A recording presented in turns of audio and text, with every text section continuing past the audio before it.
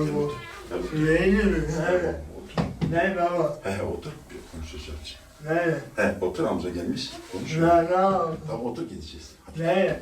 Sen işe götür. Hayır. Da gelmiş bize bak. Hadi. Hayır. Amca bak. Hayır. Hayır. Gel. Bak bu. Adı nedir? İşte. Veysel. İşte. Ey maşallah baba. Nasıl? Ey maşallah. Niye? Apo. Bak bu. Seni Seni apoyla sinirle bu. seni otobüse bindireyim mi? Otobüsle mi gidelim? Otobüs. Öyle mi? Hayır. Ey Otobüs. maşallah baba. Hadi otobüs. Hadi. Otobüsle? Tamam, seni otobüsle de. Adım Orhan Şahin, bir kurumda çalışıyorum.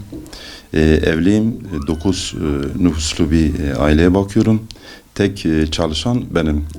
7 tane çocuğum var, 5 tane kız, 2 erkek. 7 çocuğumdan bir tanesi Veysel oğlum. 40 günlükken beyin kanaması geçirdi ve 10 ayrı branş doktordan tedavi görüyorum. Aynı zamanda yıllar boyunca hastanelerde birçok tedavisini sağladım. Çok şükür ve bu yaşıma kadar geldi. 0-18 yaşına kadar sen sigortalısın diye çocuğun senin himayenin altında olduğu için engelli maaşı alamazsın dediler. Şu an çocuğum 19 yaşındadır. Bu sefer de senin gelirin var diye gelirden dolayı çocuğumun engelli maaşı alamıyorsun. Bir de bütün hanede gelir, zaten ben tek olarak çalışan benim. Aynı zamanda çocuğumun adına ÖTV'siz engelli bir araç almışım. Bu aracı da bir otomobildir, yani ticari değil. Çocuğumu hastaneye götürmek için, bazen gezdirmek için, bazen gecede 2 defa hastaneye götürüyorum. Bu aracı da 10.000 lira gelir hesaplıyor. Bu yüzden dolayı ben sayın büyüklerimizden... Şu an bu mağduriyetsiz, mağdur musunuz? Nasıl oluyorsunuz? Yani şimdi efendim 5 tane çocuğum var, okutuyorum. İlkokul, lise düzeyinden çocuklarım okutuyorum. Bir gelirim var ama giderlerim de çoktur. Bir de bu özel gereksinimli oğlumun da birçok gideri var.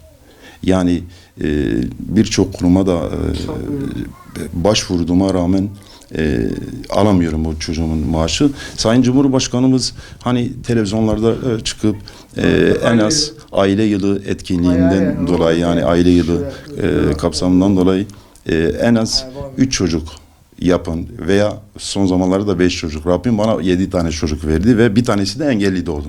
Ve şükürler olsun, binlerce şükür ediyorum. Ve bu çocuğuma ben doymamışım. Gerçekten Allah var. Hiçbir zaman da ben isyan etmemişim. Ve benim durumumda olan da birçok aile var. Sesimizi duyurmak için ben bu sizin aracınızda inşallah sesimiz olur. Ve 3 ve 7 Aralık Engelliler Haftası'dan dolayı engel olmayın.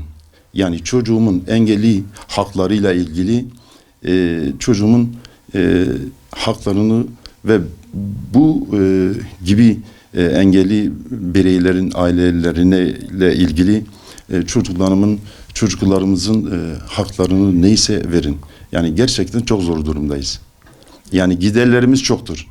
Yani yılda en az 4-5 defa Ankara, İstanbul illerine götürüyorum tedavi amaçlı.